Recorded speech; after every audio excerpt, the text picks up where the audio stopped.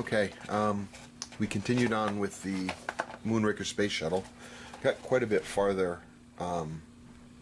since the last video, a lot farther than I really planned on, but kind of just happened. Last, you remember the cargo module was all completed, and since then I've skinned it. So in other words, I put the outside skin on it, and we put together the command module. Okay, looks pretty decent for me. I'm pretty stoked about it. The only problem I have right now is to get it to fit around here. When I was done, the nose piece, the opening where the nose cone will go, is too small now. Here's the nose piece, and it goes supposed to go here, but if you look, if I can get this right, you can see it's much bigger. So I got to figure out what to do to replace that, because that's just not going to work. But that's alright, we'll get there. It's also not completely round.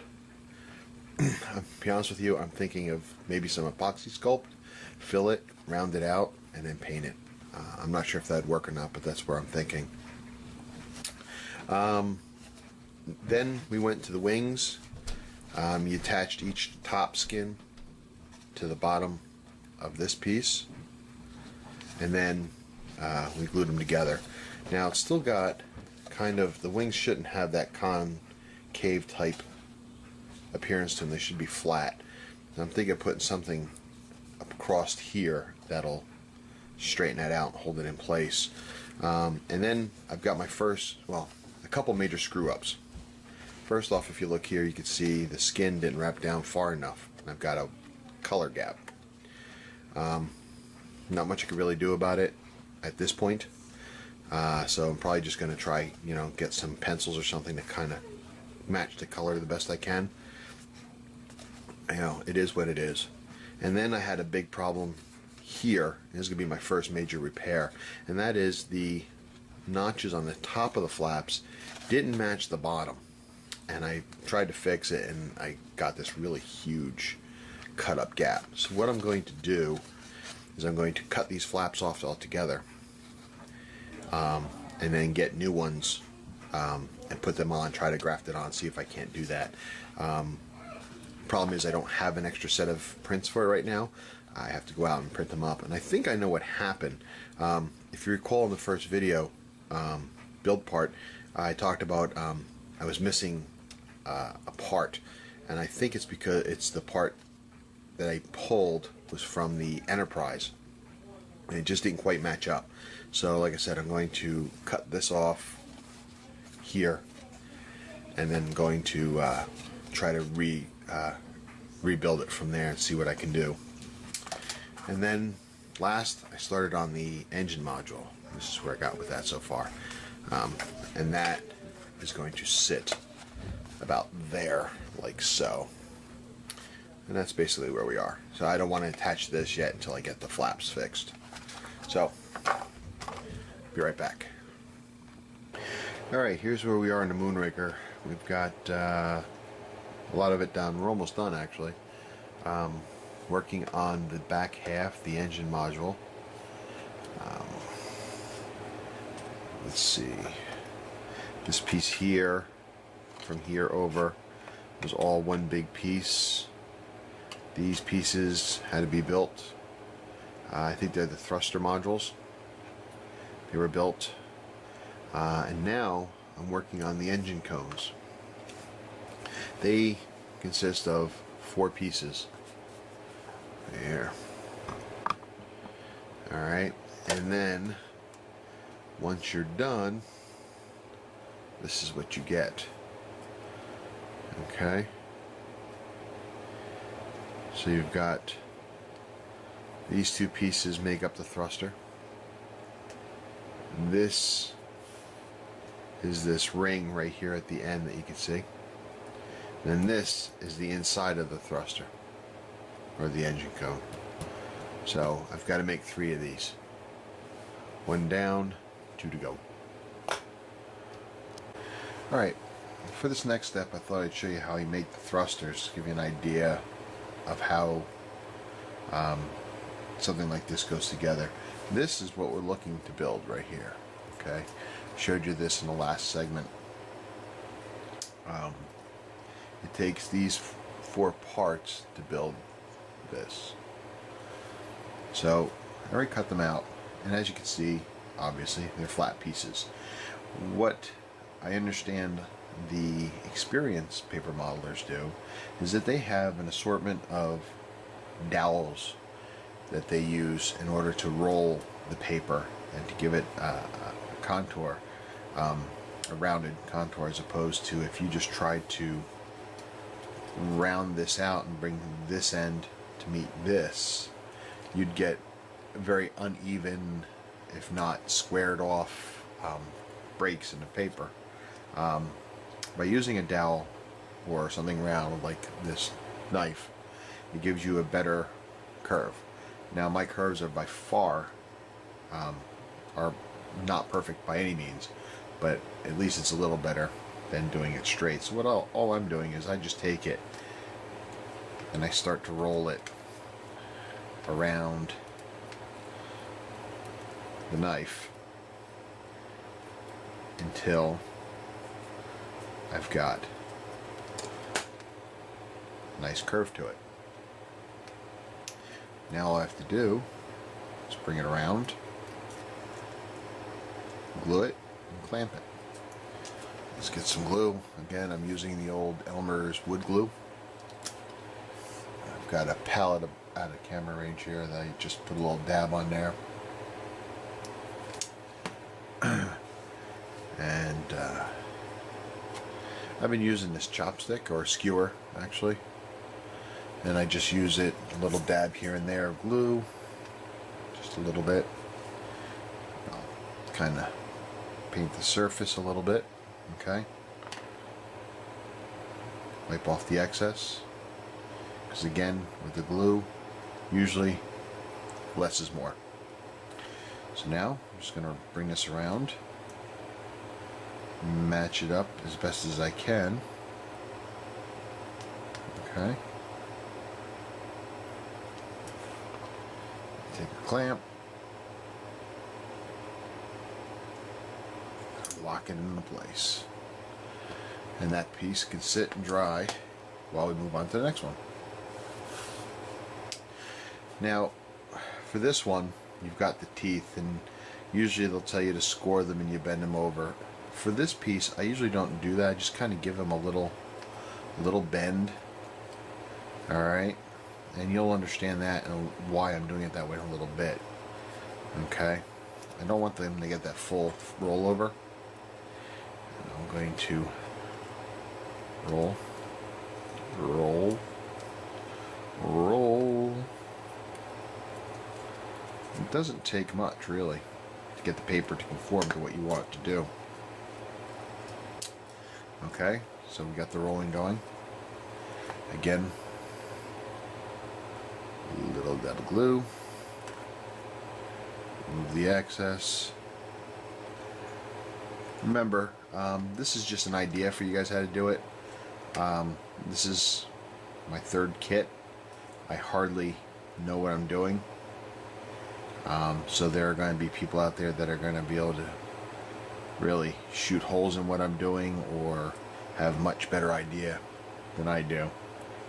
So just take it as more of a guide than an exact science. So now I got this clamped off, I'm going to just take I think they call these the petals. I'm just going to kind of move them to the inside a little bit. I'm not looking to crush them over. I don't want to fold them over.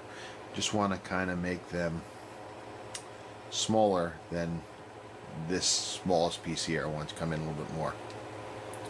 And we're going to let that dry for a little bit. And we're going to take another piece. This one's smaller, so I'm going to use a smaller piece to round it, to make it round with. Okay.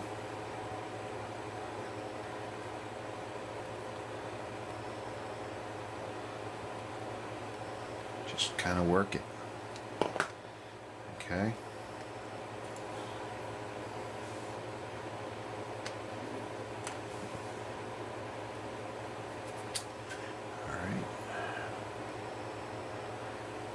up the lines, give it a squeeze.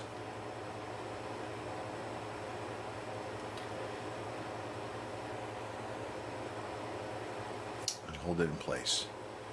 And we got that, whoops, we got that piece there. Okay. Looks like kind of like a dish. Alright. Lastly, we got this one. This is the insert of the engine cone. If we look back at this, you've got the exterior of the engine. This is the last piece we just made. The other two pieces are these.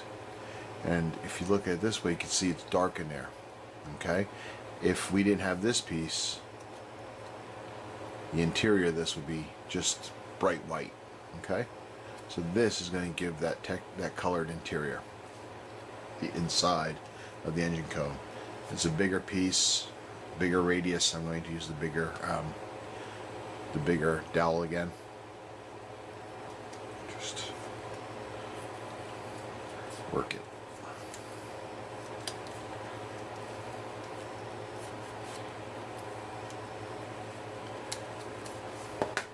Okay. See, now it's got a natural curve to it. Natural curve.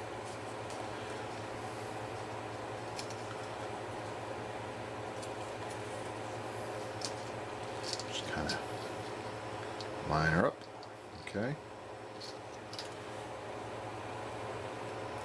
I'm just looking.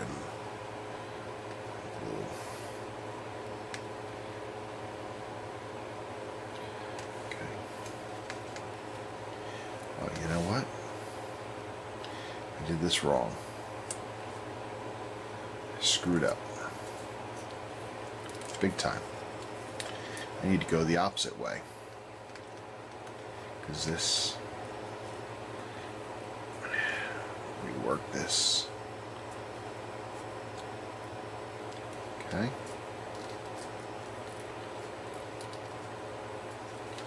There we go. That's what I needed. That's what we want. Try this again.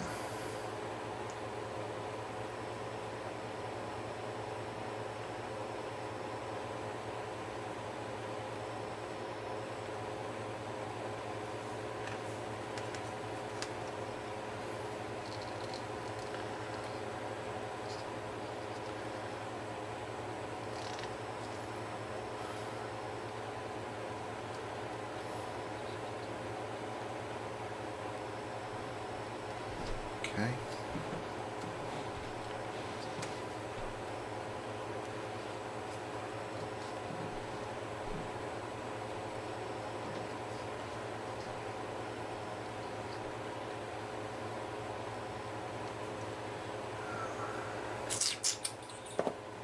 Don't have another clamp on me, so I'm just going to kind of squeeze it with this.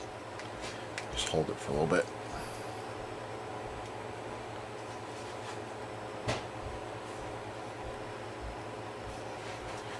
Kind of working it to get a nice cone shape. And there we go.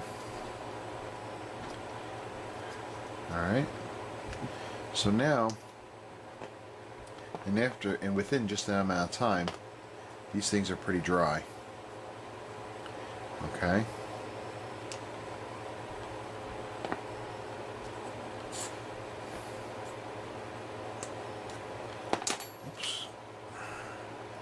Tried to escape. So there we go. So, starting with this one, again, we kind of encourage the pedals to go inward. Measure this out, see how that works. Alright, and what I'm doing is the seam is right here by my thumb.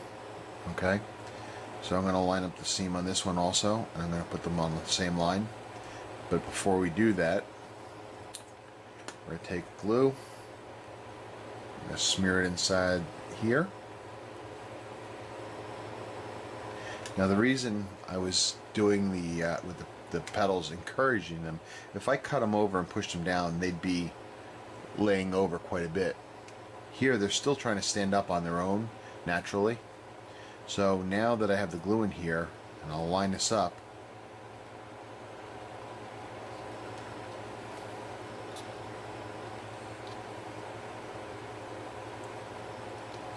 okay, and line that up. On the inside, the petals, for the most part, are going to be against that glue. And I'll still use my fingers and push them in and against into the glue, but for the most part, naturally, they did it on their own. Okay.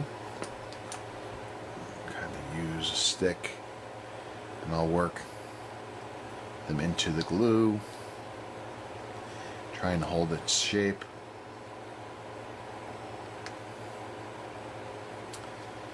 Okay, the lines, you can see here, everything lines up still. That's pretty close. All right. Now I need a little bit more glue. I usually find myself squirting glue on a palette all the time in just small dabs because I find I waste a lot.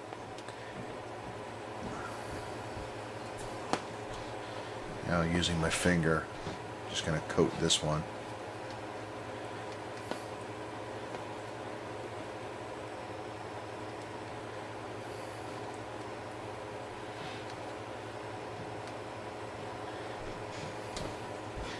This wood glue dries pretty quick.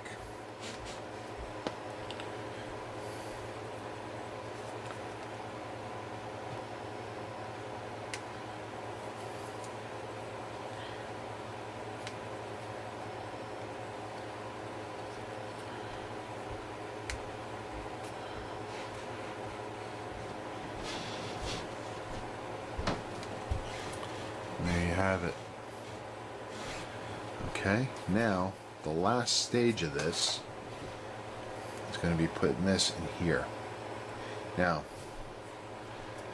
this one and this one are straight out. This last one, you've got to put at a curve.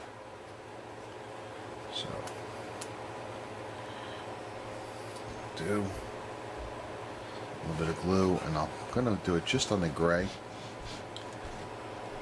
Good thing is even though this is yellow glue, it'll dry white or clear, so you won't even notice it.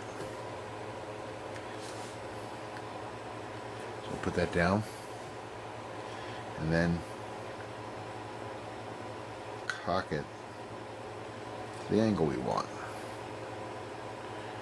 There we go. And now our engines are basically ready for assembly. These two straight ones will go down here in the bottom, and this last one will go here and be pointed upward. I turned it so the seam was down, less likely to be seen. So that's basically the way it's going to sit. My fingers are in the way, I'm sorry. But we're going to let those dry. And in the meantime, while that dries,